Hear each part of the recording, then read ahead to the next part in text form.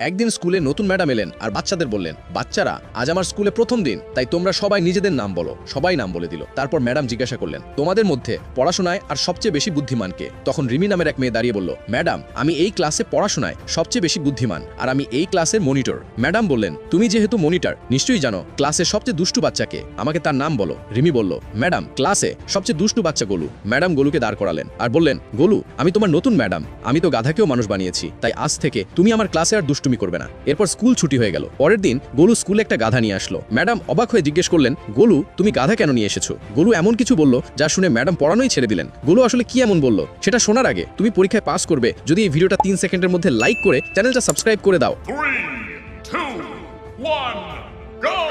তারপর গোলু বলল, ম্যাডাম আপনি তো বলেছিলেন যে আপনি গাধাকেও মানুষ বানান, তাই আমি গাধা নিয়ে এসেছি, এটাকেও মানুষ বানিয়ে দিন।